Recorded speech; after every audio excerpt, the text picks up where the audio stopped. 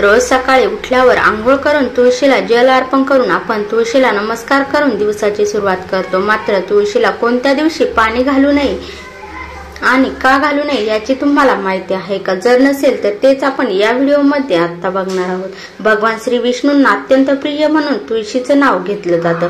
तुळशीचे अनेक आरोग्यदायी फायदे आहेत। तुळशीला औषधी वनस्पती म्हणूनही पाहिलं जातं। घरोघरी अंगणात तुळस लावलेली पाहायला मिळते। दिवाळीत तुळशीचा विवाह केल्यावरच शुभ कार्यांना सुरुवात होते। अशा या आरोग्यदायी तुळशीचे अनेक सारे फायदे आपल्याला माहित आहेत। रोज सकाळी उठल्यावर आंघोळ करून तुळशीला जल अर्पण करून आपण तुळशीला नमस्कार करून आपल्या दिवसाची सुरुवात करतो।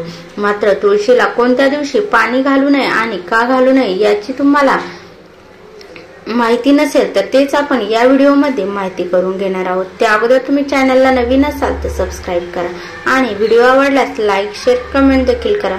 चला तर मग व्हिडिओला सुरुवात करू। एकादशीचा दिवस भगवान विष्णूंचा प्रिय दिवस मानला जातो। तुळशी मातेलाही हा दिवस खूप आवडतो।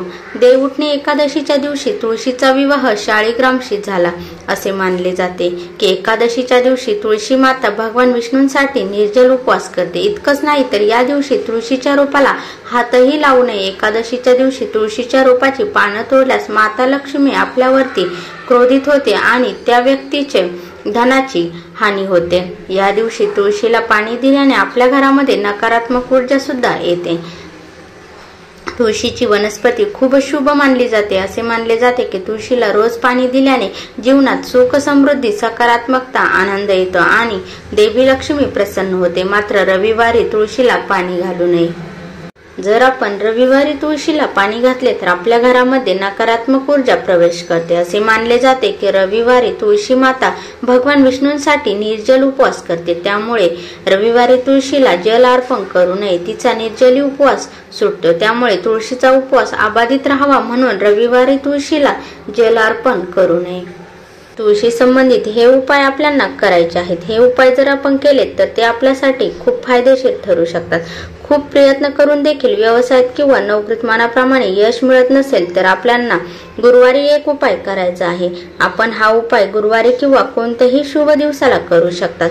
या दिवशी आपल्याला श्याम तुळस अर्थात काळ्या तुळशीच्या जवळ जे गवत असतं ते घेऊन पिवळ्या रंगाच्या कपड्यात बांधायचं आहे आणि हे आपल्याला तिजोरी, लॉकर, व्यवसायातील गल्ला किंवा किमती दागिने वस्तू ठेवत असलेल्या जागेवर ठेवायचे आहे। याने निश्चितच प्रगती होईल।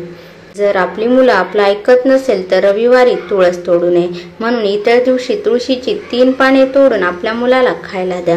यानंतर आपल्या मुलामध्ये फरक जाणवेल। तसेच तुळशीची पूजन करताना आपल्याला सुवासिनी दिसल्यास तिला लक्ष्मी स्वरूप मानून तुळशीचे वाहिलेले कुंकू तिला लावावे आणि तेच कुंकू आपल्या मुलाला देखील लावावे। त्याने त्याची वागणूक चांगली होईल, वाईट संगत असल्यास दूर होईल।